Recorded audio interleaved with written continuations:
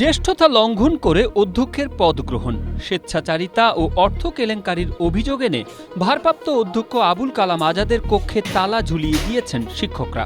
সোমবার পটুয়াখালীর কলাপাড়ায় ধানখালী ডিগ্রি কলেজে এই ঘটনা ঘটে। ঘটনার পরপরই সাংবাদিক সম্মেলন করেন শিক্ষকরা। সে কলেজের সমস্ত আয়-ব্যয়গুলো সে নিজে নিয়ে যায়, কোথায় খরচ করে আমরা অন্ধকারের ভিতরে আছি, আমরা জানি না যে আসলে কলেজে কত টাকা আয় আছে, কত টাকা ব্যয় আছে। 6-7 জন আর 7 নম্বরের একজন টিচার সে প্রিন্সিপাল হিসেবে দায়িত্বে আছেন। এটা দীর্ঘদিনের পুঞ্জীবিত ক্ষোভ স্যারদের মধ্যে, এবং এটা ধানখালীবাসীও তারাও এই দৃশ্য দেখতে চায় না, এবং ছাত্রছাত্রীও এখানে চেইন অফ কমান্ডেই সম্পূর্ণ ভেঙে পড়েছে।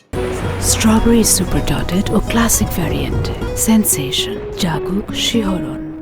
তবে সকল অভিযোগ অস্বীকারের পাশাপাশি শিক্ষকরা অনধিকার চর্চা করছেন বলে জানিয়েছেন ধানখালী ডিগ্রি কলেজের ভারপ্রাপ্ত অধ্যক্ষ আবুল কালাম আজাদ। আমাকে জোর করে তারা সরিয়ে দিয়েছে এবং ওখানে তারা রুমকে তালাবদ্ধ করছে এবং প্রিন্সিপালের যে নেম প্লেট সেটাও সরিয়ে ফেলছে। এটা অনধিকার চর্চা করছে এবং প্রশাসনিক তারা বিশৃঙ্খলা সৃষ্টি করছে। আমি এর সুষ্ঠু তদন্ত এবং সুষ্ঠু সমাধানে চাই। বিষয়টি সমাধানে কার্যকরী পদক্ষেপ নেওয়া হচ্ছে বলে জানিয়েছেন ভারপ্রাপ্ত উপজেলা নির্বাহী কর্মকর্তা ইয়াসিন সাদেক।